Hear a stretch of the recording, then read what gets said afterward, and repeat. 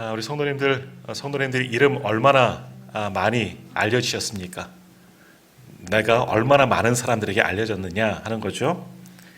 아마 인터넷 창에다 검색하면 혹시 내 이름 나오나요? 저는 나오더라고요.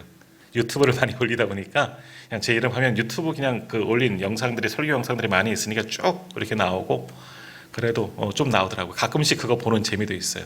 내가 얼만큼 알려져 있나. 자, 근데 우리 어떤 이름들이 되었으면 좋겠습니까? 많은 사람들에게 기억받을 만한 아주 좋은 기억으로 남는 그러한 이름들이 되었으면 좋겠습니까? 아니면 그저 사람들이 싫어하는 그런 입에 구설수로 오르내리는 그런 이름들이 되기를 원합니까?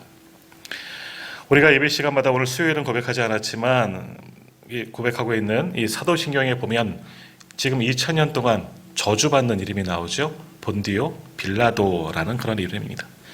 그런 예수님을 재판하고 예수님을 심판한 자로 영원히 저주받은 이름으로 앞으로도 계속해서 그 이름이 기억될 겁니다.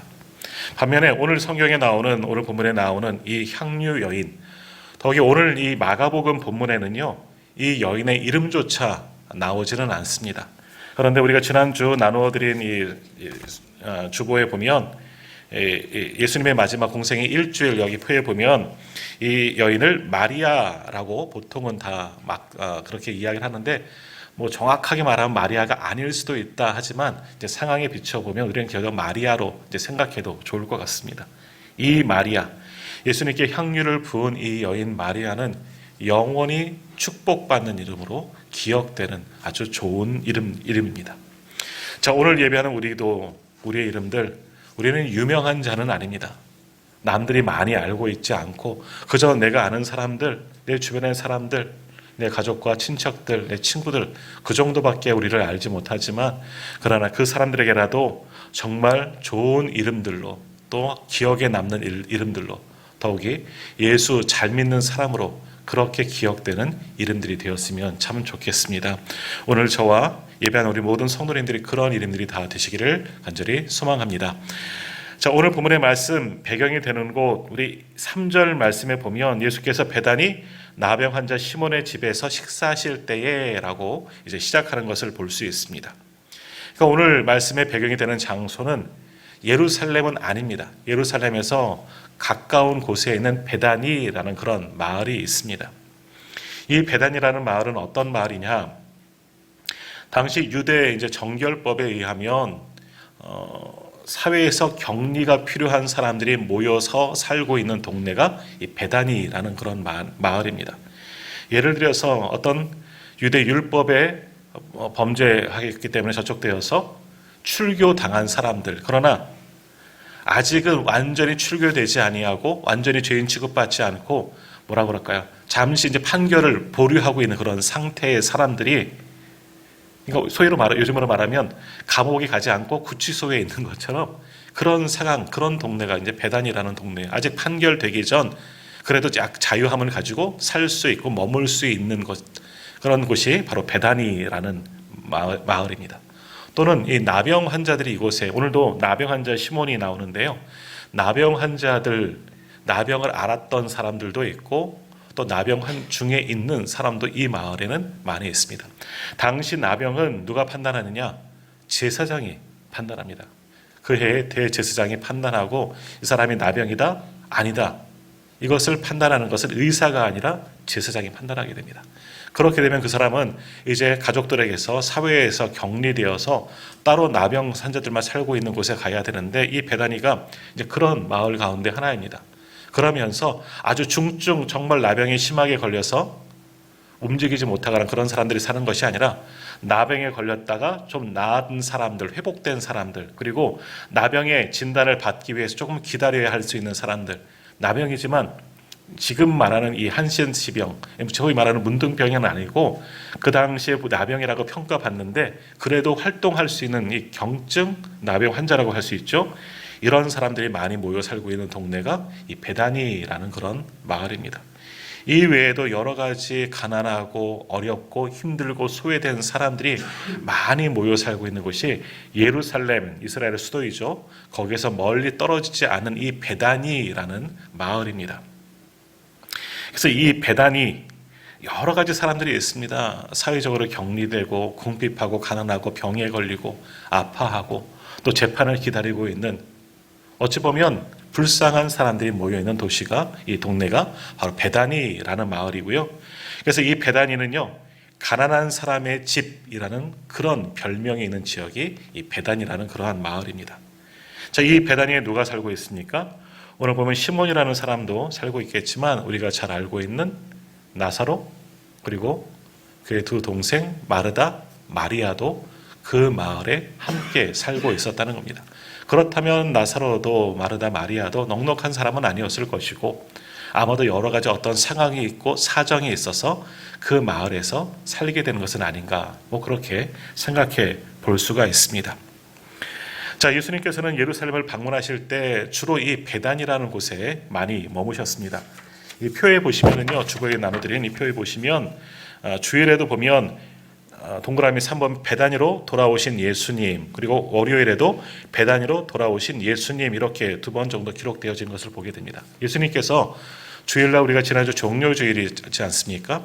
사람들의 호산나 환호성을 받으며 예루살렘 성에 입성하셨는데, 입성하신 후에 예루살렘에서 계속해서 머무시며 활동하시고 여러 가지 사역을 하시고 십자가를 지신 게 아니라 주일날 사람들의 호산나 외침을 들으시고 입성하셨다가 또 성을 나오셨어요.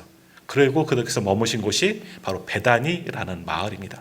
그리고 월요일날 또 들어가시고 또 나오셔서 머무시고, 이렇게 예수님은 예루살렘을 방문하실 때마다 주로 이 베다니라는 마을을 근거로 거기에서 머무셨습니다.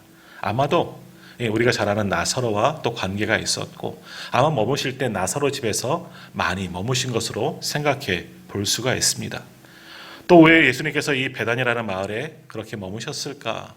처음 말씀드린 것처럼 베다니라는 마을은 가난한 자들의 집이라는 그런 곳이지 않습니까? 억울한 사람들, 병이 있는 사람들, 마음에 상처가 있는 사람들, 여러 가지 곤고한 사람들이 모여있는 곳이 베다니. 바로 그 사람들과 함께 하시려고 주님은 베다니를 자주 찾으셨다라는 겁니다. 그 머무시면서 그냥 쉬시는 것이 아니죠. 그냥 나사로의 집에서 편히 쉬시는 것이 아니라 거기서 굶주리고 있는 사람들을 위로하시고 손잡아 주시고, 아파하는 사람들이 있으면 그들의 병을 치료하시고, 억눌린 사람들이 있고 상처 입은 사람들이 있으면 그들의 마음을 만져주시는 일들, 역시 그 베다니에서 다 하셨다라는 겁니다. 그러니까 베다니라는 지역은 위로함이 필요했고, 그 위로자가 되신 분이 누구냐? 바로 예수님이셨다는 겁니다. 베다니에 머무시면서 그렇게 많은 사람들을 위로하셨다는 겁니다. 십자가를 앞에 두고도 이제 얼마 있으면 십자가를 지실 것을 아심에도 불구하고, 이번에도 예수님은 베다니에서 또 예루살렘을 방문하시고 난 이후에 또다시 베다니에 머무르시는데, 거기서 또 나병 환자, 이 시몬의 집, 나병 환자 집에 어떻게 들어갈까 하지만 이 사람은 아마 거의 나병이 회복되어진 사람은 아닌가, 그렇게 생각할 수가 있는 겁니다. 전염성이 떨어지는 그런 사람이겠죠. 이런 나병 환자 시몬의 집에서 그들과 함께 이제 식사를 하게 되었습니다. 근데 깜짝 놀랄 만한 사건이 일어나게 된 겁니다. 어떤 사건입니까? 자, 3절 말씀, 오늘 보면 마가복음 14장 3절 말씀을 한번 같이 읽도록 하겠습니다. 3절입니다. 예수께서 베다니 나병 환자 시몬의 집에서 식사하실 때에 한 여자가 매우 값진 향유 곧 순전한 나드 한 옥합을 가지고 와서 그 옥합을 깨트려 예수의 머리에 부으니. 아멘. 이 여자, 오늘 계속해서 마가복음에서는요, 한 여자라고밖에 나오지 않습니다. 그러나 우리가 이 여인을 마리아라고 생각해도 좋을 것 같습니다. 물론 성서 신학자들은 마리아는 다른 여인이다라고 말하고는 있기는 하지만 우리는 그저 마리아로 함께 생각합시다. 아무튼 이 마리아, 이 여자가 순전한 나드 한 옥합을 예수님께 깨뜨렸다. 너무나 유명한 사건 아니겠습니까? 우리는 다 알고 있는 사건이고, 그래서 오늘 바로 예배 전, 말씀하기 전 불렀던 찬양이 내게 있는 향유 옥합, 그 찬양을 이제 부르게 되는 거죠. 그 찬양의 말씀의 배경이 되는 것이 바로 여기 아니겠습니까? 아무튼 이 여인은 순전한 나드 향유, 아주 값비싼 이 나드 향유를, 향수죠, 그것을 깨뜨려서 예수님의 머리에 부었다 라는 사건입니다. 아주 놀라운 사건입니다. 사람들은 이 광경을 보면서 입을 다물 수가 없었던 거죠. 왜? 이 여인이 깨트린 이 나드 향유 때문인 겁니다. 당시 이 여성들은, 유대인 여성들은 결혼을 준비하기 위해서는 결혼 지참금을, 그러니까 물질을 준비하는 겁니다. 근데 부잣집 여유 있는 사람들이라면 그 결혼 지참금을 자기가 준비하지 아니하고 부모들이 또는 친척들이 다 이걸 준비해 주게 되어 있습니다. 근데 대부분 당시 로마 지배하였고 많은 사람들이 어려운 상황이지만 전통적으로 그렇게 결혼 지참금을 준비했기 때문에 대부분 많은 여성들은 어린 시절 철들기 시작하면서부터 결혼 지참금을 조금씩 미리 준비해 나가기 시작합니다. 그래서 투자하는 것이, 그 당시 여인들이 투자하는 것 중에 하나가 향유입니다. 요즘으로 말하면 향수이겠죠. 당시에는 굉장히 고가이고 아주 비싼 가치가 있는 그런 향유입니다. 이 향유를 한꺼번에 살 수 없으니까 어느 정도 철들기 시작하면서부터 조금씩 향유를 사서 모아서 한 옥합을 먼저 준비하겠죠. 유리로 만들어진, 크리스탈로 만들어진 그 옥합을 준비하고 거기다가 향유를 조금씩 모아놓게 됩니다. 여유가 있을 때마다, 돈이 생길 때마다 그 옥합을 향유를 조금씩 채워나가면서 자신의 결혼 지참금을 그렇게 준비하게 되고, 마지막 그 향유를 다 채우면 완전히 밀봉을 하게 됩니다. 향유의 향이 날아가지 않도록, 그리고 온전히 보존하기 위해서 밀랍 같은 걸로 완전히 밀봉을 하게 됩니다.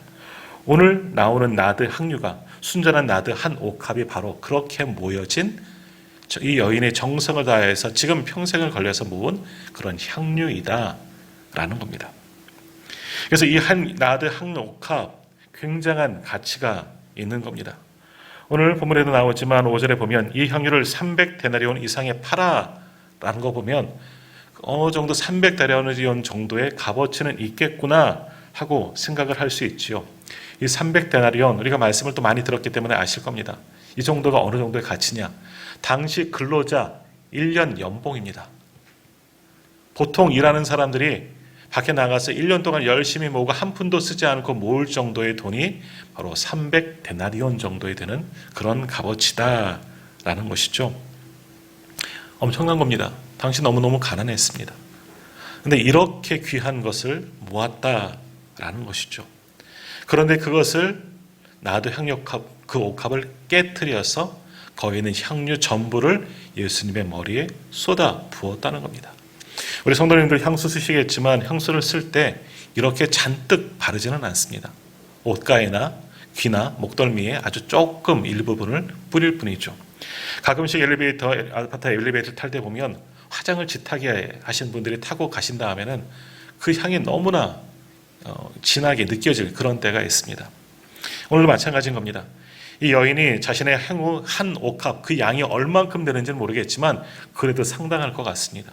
그것을 깨트려서 예수님에게 전부 부었다라고 말씀하고 있습니다. 그 향이 얼마나 진하겠습니까? 그 온 집안에 그 향유 냄새가 넘쳐나게 되었고, 아니 그 집 주변에도 그 향내가 그 마을에 완전히 퍼지지는 않았을까 하는 생각을 해보게 됩니다. 근데 이 여인이 주님께 향유를 부었다는 의미는 또한 뭐겠습니까? 밀봉되었던 그 향유병을 깨트려서 완전히 쏟아 붓는 겁니다. 다시 돌려 담을 수가 없는 거고, 그 옥합도 다시 사용할 수가 없는 지경에 이르렀습니다. 이것은 무엇을 의미합니까? 조금 전 말씀드렸기를 이 나드 한 옥합, 이 여인에게는 뭡니까? 결혼 지참금입니다. 결혼할 때 반드시 필요한 물질인 겁니다. 꼭 있어야만 되는 겁니다. 그것을 다 깨트리고 다 예수님께 부어드렸습니다. 그럼 어떻게 되는 겁니까? 결혼 지참금이 하나도 없어진 거겠죠. 물론 이 외에 다른 상황에 보면 또 다른 뭔가 있을지도 모르겠다 생각하겠지만, 당시 생활 수준에 비추어 보면 이 여인은 자기가 갖고 있는 전부 재산의 전부를 다 내어드린 겁니다. 주님께 완전히 쏟아 부어드린 것이죠. 이것은 무엇을 의미하느냐? 나는 어찌 보면 결혼을 포기한 겁니다. 결혼하기를 포기하는 거죠. 결혼 지참금을 가지고 없으면 결혼할 수도 없는데 이 모든 것을 포기한 겁니다. 나의 삶을 포기한 겁니다. 예수님께 다 내어드린 겁니다. 이제 나는 당신의 것입니다. 주님의 것입니다. 내 전부를 다 내어드린 겁니다. 단순히 자신의 물질 또 결혼의 문제들, 이것을 드린 것만이 아니라 자신의 전부, 내 삶을 주님께 다 내어드립니다. 순결한 사랑의 표시, 그것이 이 향유 여인이 깨뜨린 옥합에 담겨져 있는 큰 의미입니다. 자, 이렇게 이 여인은 자신의 전부를 주님께 내어드렸습니다. 자신의 삶을, 자신까지도 주님께 다 내어드리는 것이죠. 정말 귀한 이름들이죠. 자, 그런데 이 모습을 보고 있는 사람들은 어떻게 반응하고 있습니까? 당시 그 자리에서 이 광경을 바라보았던 사람들의 모습입니다. 자, 4절과 5절 말씀 역시 같이 한번 읽도록 하겠습니다. 4절, 5절 말씀 같이 읽겠습니다. 어떤 사람들이 화를 내어 서로 말하되 어찌하여 이 향유를 허비하는가? 이 향유를 300데나리온 이상에 팔아 가난한 자들에게 줄 수 있었겠도다 하며 그 여자를 책망하는지라. 아멘. 당시 그곳에 있는 사람들의 모습은 뭡니까? 화를 냈다라고 표현한 겁니다. 참을 수 없는 겁니다. 이 여인의 행위를 도저히 이해하지 못하고 납득할 수도 없고 무모한 행위였다. 왜 이거를 허비하느냐? 화를 내면서. 자기 것도 아니잖아요. 사실은 지 것도 아닌데 남이 하든 말든 저 여자 뭐 그럴 수도 있지. 왜 그럴까 생각할 수 있겠지만 불같이 서로 화를 내며 이야기하는 겁니다. 왜 이렇게 허비하느냐? 이거 팔면 이 엄청난 값어치로 가난한 사람들 도울 수 있을 텐데 너는 왜 이것을 허비하느냐? 5절 끝에 보면 그 여자를 책망하는지라 라고 같이 나옵니다. 예수님께 향유를 부고 자신의 모든 것을 다 내어드린, 자신의 삶, 생명조차 다 드린 이 여인에게 돌아오는 소리는 질책이었습니다. 책망을 받았습니다. 모욕을 받았습니다. 왜 이런 엄청난 일을, 엉뚱한 일을 바보처럼 왜 그렇게 했느냐? 이 사람들이 화를 낸 이유는 뭐겠습니까? 바로 이 향유가 지닌 가치 때문이죠. 본문에도 나온 것처럼 300데나리온, 노동자 1년의 품삯입니다. 엄청난 가치입니다. 말대로, 정말 이 말 그대로 이 돈이면 당시 어려운 사람들, 아마도 베다니 마을에 살고 있는 많은 사람들을 도울 수 있을 만큼 그런 상당량의 돈이었을지도 모를 일입니다. 어찌 생각해 보면 그 사람들, 화를 낸 사람들의 말도 일리는 있습니다. 이해는 갑니다. 당시 서로가 어렵기 때문에 야, 그렇게 하지 말고 차라리 우리가 함께 그것을 잘 사용하자. 어려운 곳에도, 어려운 일에도, 어려운 사람을 돕는데도 함께 사용하면 얼마나 좋겠느냐. 참 일리 있는 이야기죠. 자, 그런데 여기서 말씀하고 있는 가난한 자들에게 누가 들어가 있을까요? 자신들도, 책망하고 있는 자기들도 들어가는 겁니다. 아까운 겁니다. 마치 내 것을 깨뜨린 것처럼, 내 것을, 내가 받을 것을 받지 못한 것처럼 아까워지기 시작한 거죠. 그 동네에 있는 모든 사람들, 시몬의 집에서 밥을 먹고 있는 사람들 포함해서 다 가난한 사람들, 너무너무 그것이 아까웠던 것이죠. 그래서 남의 일이 아니라 자기 일처럼 여겨지고, 그래서 그 여자에게, 이 여인에게 왜 그것을 허비하느냐고 그렇게 모질게 화를 내며 책망하고 있었던 겁니다. 자, 오늘 본문에는 나오지 않지만 이 화를 내는 사람들 가운데 누가 있었을까요?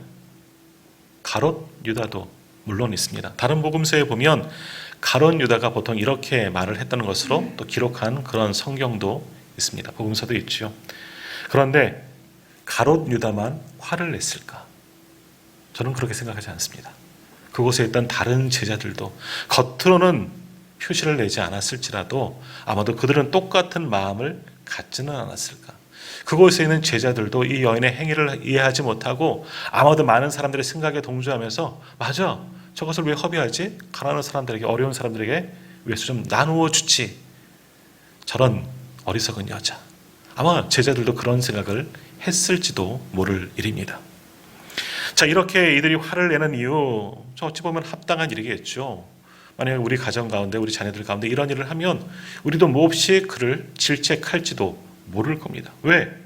너무나 큰 낭비를 한 것이거든요. 엄청난 짓을 저질렀던 것이거든요. 그리고 너 그렇게 하면 어떻게 결혼할 거야? 너 결혼길이 이제 막혔다. 혼사길 막혔다. 우리도 우리 딸이 만약에 이랬다면 우리도 책망했을지도 모를 겁니다. 근데 이들이 화를 내는 대상은 여인만이었느냐? 아닙니다. 누구에게까지 화를 내는 거냐? 예수님에게까지도 화를 내고 예수님도 책망하고 있는 겁니다. 왜? 그 향유를 뒤집어 쓴 사람이 누구예요? 예수님. 자신은 원치 않았지만 여자가 갑자기 와서 자기에게 깨뜨렸으니, 왜 이 여인에게 향유를 부음받은 사람은 예수님이셨기 때문에 예수님도 당신은 왜 그것을 막지 않았느냐? 왜 말리지 않았느냐? 아마 이들은 지금 이 여인에게 화를 내고 있지만, 그 여인을 책망하고 있지만, 그러나 예수님을 향한 원망의 소리, 불평의 소리, 그리고 예수님을 책망하는 그런 소리는 아니었을까요? 자, 그러나 그들의 화를 내든 불평을 하든 원망을 하든 중요한 것은 예수님의 모습입니다. 오늘 예수님은 어떻게 이 여인을 평가하고 이를 바라보고 계셨느냐? 오늘 이것이 우리에게는 중요한 겁니다. 자, 예수님은 어떻게 생각하셨습니까? 6절 말씀 같이 읽겠습니다. 예수께서 이르시되 가만두라, 너희가 어찌하여 그를 괴롭게 하느냐? 그가 내게 좋은 일을 하였느니라. 아멘. 예수님께서 책망한 사람, 오히려 화를 내는 사람들을 나무라시는 겁니다. 그녀를 그냥 두어라. 잘했다. 이 여인은 좋은 일을 하였다. 나에 대하여 굉장히 좋은 일을 하게 되었다. 그 말씀의 근거가 뭐냐? 8절인데요. 8절 한번 제가 읽겠습니다. 그는 힘을 다하여 내 몸에 향유를 부어 내 장례를 미리 준비하였다. 주님이 죽으실 것을 또 한번 예언하시면서 이 여인을 향한 것은 내 장례될 내 몸을 이미 미리 준비한 것이다. 이 여인의 행위를 주님은 칭찬하셨고 그를 높이셨습니다. 십자가가 얼마 남지 않으셨다면 아마 예수님도 어쩌보면 이 여인의 모습, 이런 여인들이 있었다면 말리셨을지도 모릅니다. 얘야, 그걸 가지고 어려운 사람들을 돕자. 아니면 더 크게 사용할 수도 있었겠죠. 그러나 주님은 지금은 아닙니다. 주님은 때가 되셨기 때문에 이 여인의 하는 대로 그도 나으셨고 그 여인의 행위를 인정하시고 그리고 축복하여 주셨다는 겁니다. 이 여인은 자신의 장례, 예수님의 길을 위해서 다 내어드리고 그 장례를 미리 준비한 칭찬받아 마땅한 그런 여인이었기 때문에 그를 인정하셨던 것입니다. 그럼 이 여인은 왜 이 향유를 예수님께 드렸느냐? 이것을 미리 알았을까? 꼭 알지는 못했을 것입니다. 그러나 이 여인은 자기에게 있어서 가장 중요한 것이 주님께 드리는 것이었기 때문에, 이 여인의 우선순위는 주님께 있었기 때문에 자신의 모든 것을 아낌없이 드렸던 겁니다. 자, 우리 부모님들, 우리에게서 가장 우선순위는 무엇입니까? 우리 자녀들 아니겠습니까? 자녀들이라면 필요한 모든 것들을 다 내어주지 않습니까? 부모가 손해보더라도 자녀들이 억울하고 힘들고 필요한 것이 있다면 어떻게 해서든 도와주는 것이 부모들의 마음입니다. 왜? 우리의 마음속에 우선순위가 우리 자녀들에게 있기 때문이 아니겠습니까? 이 여인은 마찬가지인 겁니다. 이 여인의 우선순위는 주님이셨습니다. 결혼할 혼기가 되어서 결혼하는 것도 중요하고 앞으로 살아가야 하는 것도 중요하고 여러 가지 일들도 있겠지만 이 여인에게 있어서 지금 가장 우선순위는 바로 예수님이었다는 겁니다.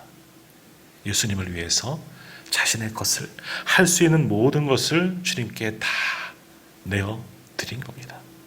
주님은 그것을 아셨기에 그 여인을 칭찬하셨고 이 여인의 행위는 자신의 장례를 미리 예비한 것이다. 그를 인정하셨을 뿐만이 아니라 9절에 있는 말씀처럼 복음이 전파되는 곳에 천하 어디든지 이 복음이 전파되는 곳에는 이 여자가 행한 일도 말하여 그를 기억하리라. 영원토록 칭찬받는 여인이 될 것이다. 주님이 선포해 주셨습니다. 그러기에 2000년이 지난 지금도 우리는 이 말씀을 보고 이 여인을 기억하고 또 이 여인이 행한 것을 칭찬하며 우리도 이 여인의 모습처럼 주님을 나의 우선순위로 삼고자 하는 마음을 품게 되는 겁니다. 자, 이후에 오늘 여기에 모인 사람들의 삶은 어떻게 살아갔을까? 이런 생각을 한번 해보게 됩니다. 자, 오늘 이 향유를 부은 여인을 책망했던 사람들, 그것을 팔아서 가난한 자들을 좀 돕지 무슨 짓이냐, 아주 심하게 모질게 화내고 책망한 사람들, 그들의 삶은 어떠한 삶을 살았을까요? 그들은 그들이 한 말대로 정말 가난한 사람들을 힘에 겹도록 돕고 할 수 있는 대로 어려운 사람들을 위해서 살아갔을까? 아니요. 그들은 그렇게 살지 못했을 겁니다. 아마도 여기 모인 사람들 중에 대부분은요, 며칠 후에 예수님을 재판하는 그 재판 법정에까지 가서 예수를 못 박으라 외치는 무리들이 되지는 않았겠습니까? 예수님이 십자가에 못 박히는 곳에 가서 저주하며 침을 뱉고 모욕하는 그런 사람들이 되지 않았을까요? 자기들은 가난한 사람을 위해서 산다 말하지만 아니요. 이들은 가난한 사람을 위해서 남들을 위해 살기보다는 자기가 받지 못한 것, 자기에게 오지 않은 것으로 인하여 안타까워하고 화내고 불평하고 어려운 사람들을 위해 사는 것이 아니라 그저 나만을 위해서 그렇게 악착같이 살아가는 사람들이 되지는 않았을까 하는 그런 생각을 해보게 됩니다. 더욱이 이들은 예수님을 재판하고 모욕하는 저주하는 그 사람들이 되어버렸을 확률이 아주 높아 보여집니다.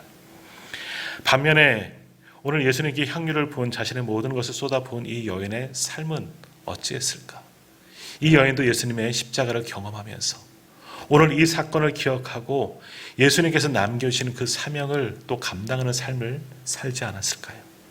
지금까지는 향유를 나를 위해서 모았지만 이것을 주님께 드렸다는 것은 이제는 나를 위한 삶이 아니라 이 여인의 앞으로의 삶은 주님과 같은 주님처럼 사는 삶을 살아갈 것으로 보여집니다. 아마도 이 여인은 주님의 그 말씀처럼 어려운 이들을 돌보며 복음을 전하며 주님의 사랑을 나누는 일에 계속해서 귀하게 쓰임받지 않았을까 그런 생각을 해보게 됩니다. 자, 오늘 이 사건을 우리에게 적용해 봅니다. 우리들 가운데 예수 믿고 또 은혜 받은 이들 가운데 주를 향하여 열심된 마음을 품고 열심으로 헌신하고 봉사하고 충성하고 있는 이들이 있습니다. 사실은 보면 예수 믿은 지 얼마 되지 않았음에도 불구하고 그렇게 주를 향하여 정말 열심을 다하여서 온전히 헌신하는 분들이 있어요. 헌물도 많이 하고 봉사도 많이 하고 정말 예배하는 것이 즐겁고 이런 분들을 우리 주변에서 때로는 보게 됩니다.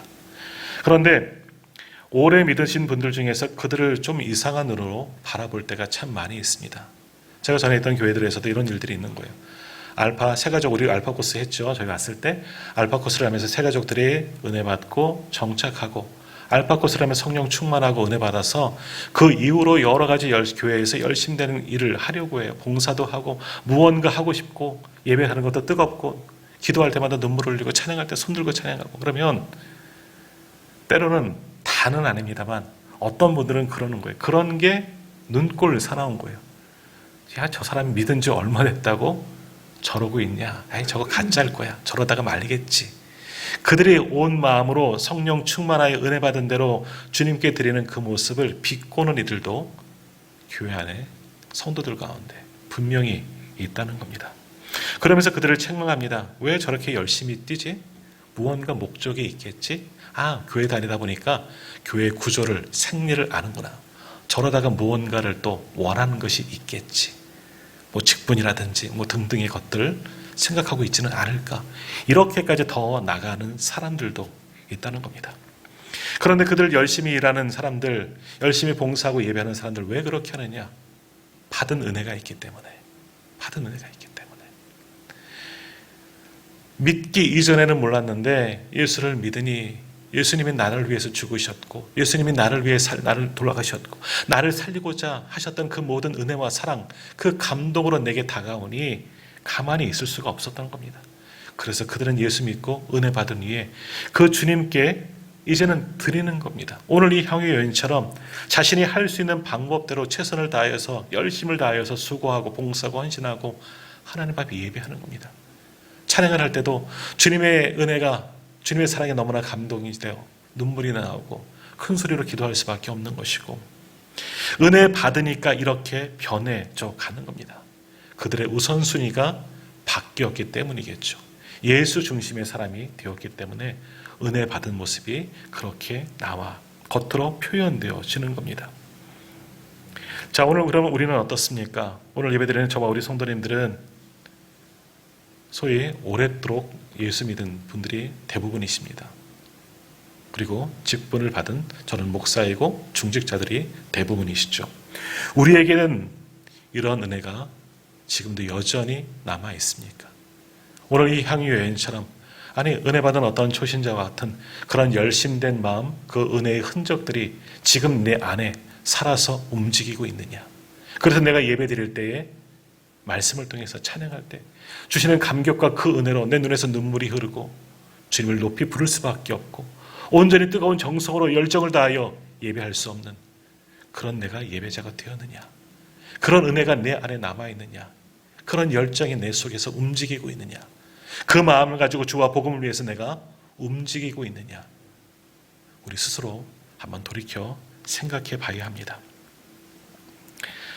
정말 좋은 교회, 올바른 공동체는 바로 이렇게 열심된 마음, 주님의 그 주신 은혜의 감동들이 살아 역사하는 성도들이 많은 교회가 부흥하는 교회가 되고 은혜로운 교회가 되고 성장하는 좋은 교회가 될 수가 있는 겁니다. 바라기는 오늘 예배하는 저와 우리 성도님들이 이런 은혜를 회복하기를 간절히 소망합니다. 은혜는 다른 사람들이 주는 게 아니죠. 내가 경험하고 내가 은혜 받기를 소망해야 되는 겁니다. 내 우선순위를 주님께 둘 때 다시금 내게 은혜가 부어지고 내 속에 성령으로 뜨겁게 타오를 수 있는 겁니다. 오늘 우리에게 이 향유 여인과 같은 오늘 마가복음에서는 무명의 이름으로 나오지만 전통적으로 이 마리아, 이 여인과 같은 믿음이 예수님을 향한 그 사랑이 오늘 우리 안에 있기를 간절히 소망합니다. 그래서 나보다 더 열심을 품고 더 헌신하는 사람들을 이상한 눈으로 바라보는 것이 아니라 내가 그렇게 하지 못함을 자책하며 회개하며 더욱더 뜨거운 열정을 가지고 주와 복음을 위해서 함께 수고하고 드려지는 모든 예배가 하나님께서 기뻐 받으시도록 그렇게 우리를 온전히 내어드리는 거룩한 산제물로 드릴 수 있는 그런 예배를 드리는 저와 우리 모든 성도님들을 다 되시기를 소망합니다. 그러한 우리를 통해서 우리 교회가 더욱더 거듭나고 좋은 교회가 되어지고 부흥하고 성장하고 하나님께서 인정하는 그런 좋은 교회로 거듭나게 될 줄 믿습니다. 오늘 말씀을 깊이 묵상하시면서 나도 이 여인처럼 주님께 헌신하겠습니다. 주님을 나의 우선순위로 삼겠습니다. 이제 나도 나를 전부를 주님께 내어드리겠습니다. 다짐하며 결단하며 그것을 실천하며 살아갈 수 있는 저와 우리 모든 성도님들 다 되시기를 주님의 이름으로 축원합니다.